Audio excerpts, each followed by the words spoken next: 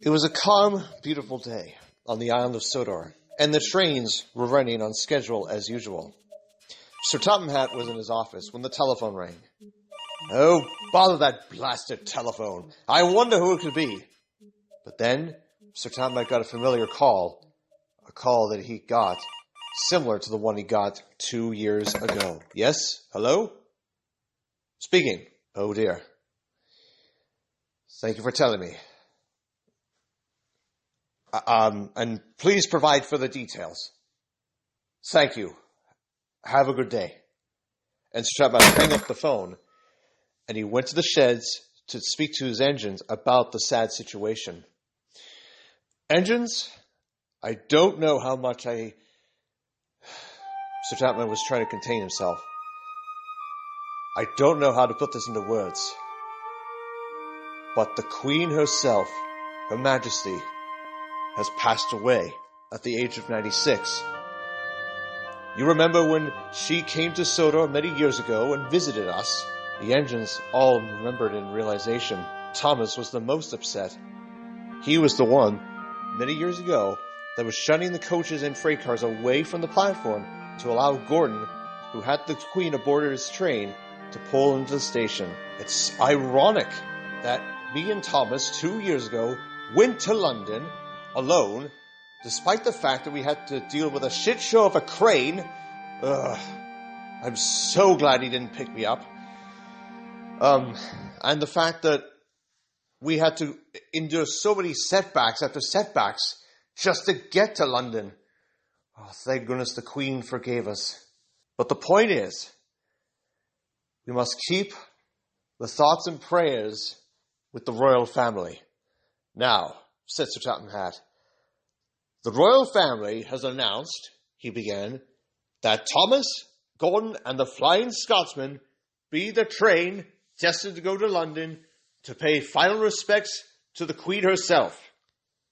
The rest of you will have odd jobs as usual. And Sir Topham Hatt turned on his heel and walked sadly away. Later that day, the train was ready. As I stood by the platform, Thomas was in front, Gordon in the middle, and Flying Scotsman pulling the coach behind. Sir Topham Hatt was trying to compose himself. He looked up into the sky and just reflected on the many memories that he had with the Queen. All the engines were very sad.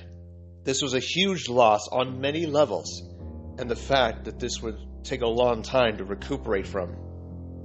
At last, the guard blew his whistle, and Thomas made his way with Gordon and the Flying Scotsman, with Sir Topham Hatt and his family, all the way to London to pay their final respects to the Queen.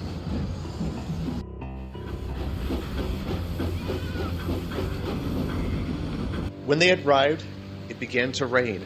It rained so heavily.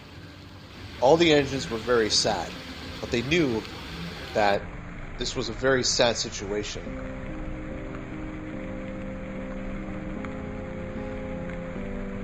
The rain became heavier and heavier by the second, almost like that the world was mourning for the loss of the Queen.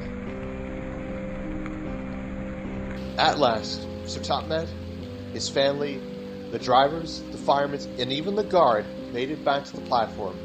They all boarded their respective coaches and engines, and Thomas, Gordon, and Flying Scotsman themselves hopped back to Sodor, reflecting on the Queen as they said their final goodbyes. The journey back to Sodor was very quiet and somber as they puffed through tunnels and over bridges, past King's Cross, as they made it all the way back to Sodor.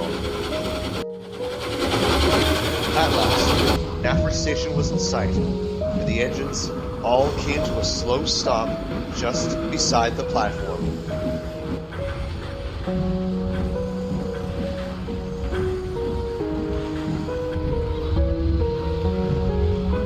All the engines knew their sorrow and sadness.